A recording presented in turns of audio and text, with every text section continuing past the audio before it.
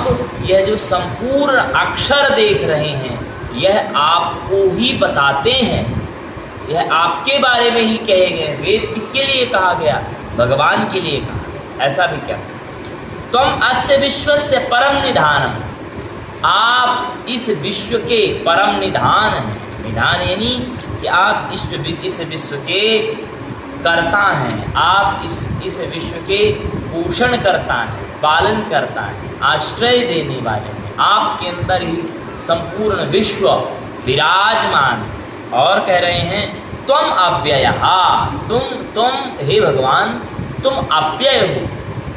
जैसे आत्मा न कभी मरती है, आत्मा न कभी कुछ होती है, न क्लेद न सुखाई जा सकती है, तो आत्मा किसका स्वरूप है?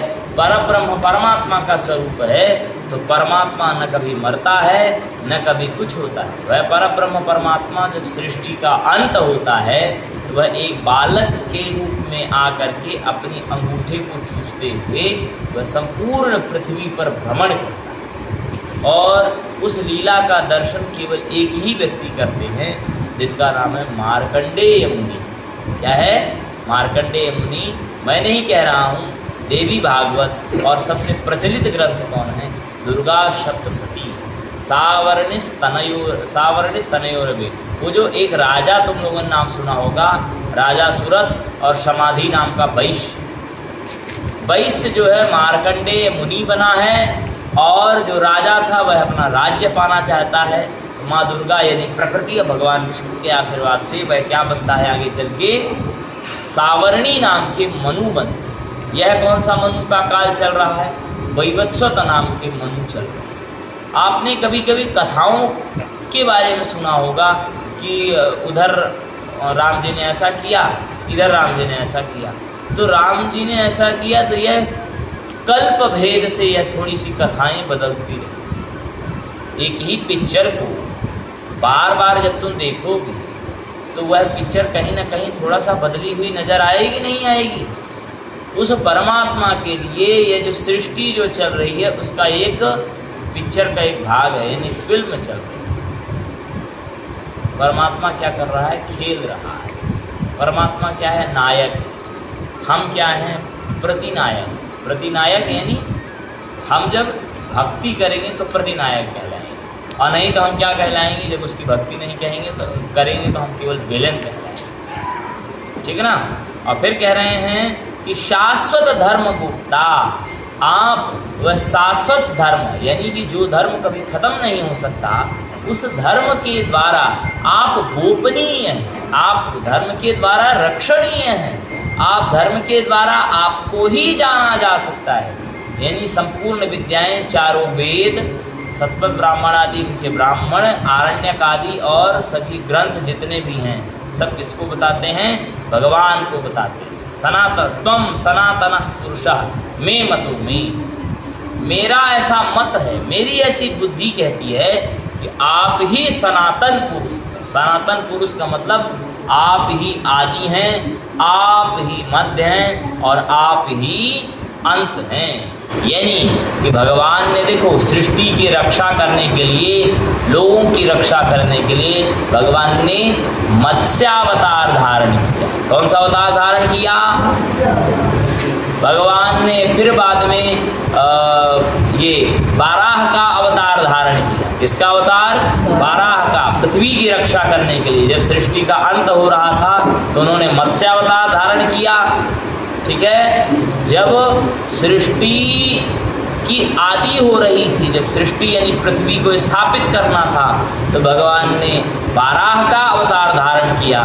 फिर भगवान ने आदर्श का स्वरूप दिखाने के लिए भगवान ने राम का अवतार धारण किया है।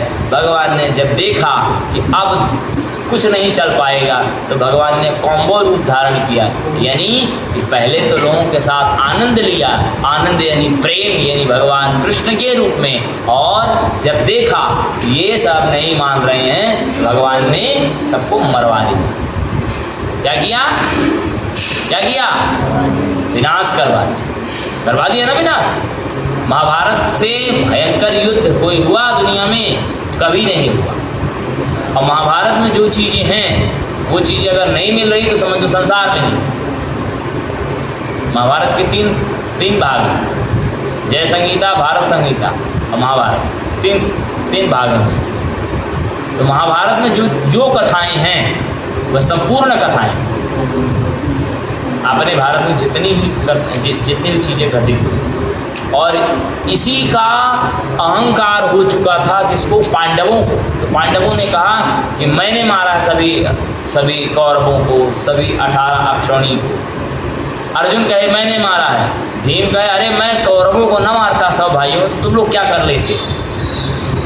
युधिष्ठिर कहे कि मैं अगर जुआ में हारता नहीं तो इतना बड़ा युद्ध कैसे होता। नकुल सहदेव कहते कि मैं अगर भोजन नहीं देता, मैं अगर थोड़ा सा लोगों का ध्यान नहीं रखता तो कैसे होता। अलग अलग भाग बटे हुए थे ना सबके। तो अब फिर भगवान से यही सब पूछ रहे थे। तो अब भगवान ने कहा चिंता मत करो, लड़ाई वड़ाई मत करो, चलो चलते हैं, बताते हैं तुम लोग। लेके गए बर्बरीक के पास। देखते हो ना, डेंजर का रूप नहीं लगा रहता है, ऐसे करके भगवान ने क्या किया था, बर्बरीक नाम का घटोत्कच का पुत्र था बर्बरीक। वह बड़ा ही तपस्वी था।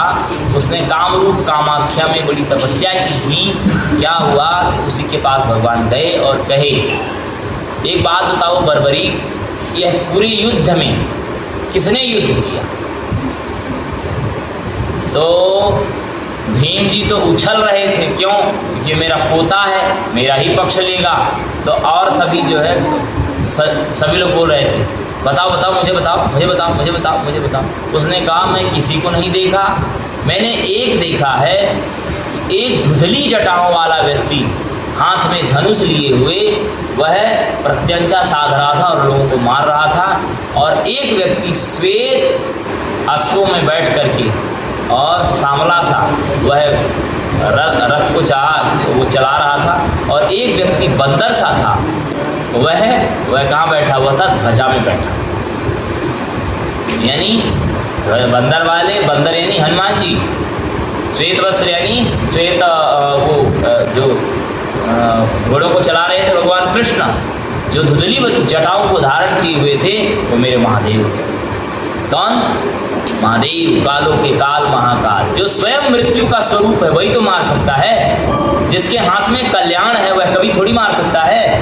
तो भगवान नारायण ने केवल निर्देश दिया, किसको, महादेव को केवल निर्देश दिया। महादेव क्या है, फक्कड़ है, उगड़दानी, उनको तो क्या चाहिए, निर्देश है, भोले भाले है, पावा है। तो उनको निर्देश किसने दिया, भगवान ने।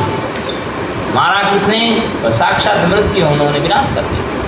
यानी कि भगवान के दो स्वरूप हैं। अगर आप सही से रहोगे तो आपके लिए कल्याण का हाथ उठेगा, अगर आप सही से नहीं रहोगे तो अगर आप दुर्योधन जैसा कृत्य करोगे तो समूल कुल का विनाश हो जाएगा। यहाँ तक कि भगवान ने अपने कुल को भी नहीं छोड़ा। ठीक है कि त्वमक्षरम परमं वेदितव्यम त्वमस्य विश्वस्य परम निधानम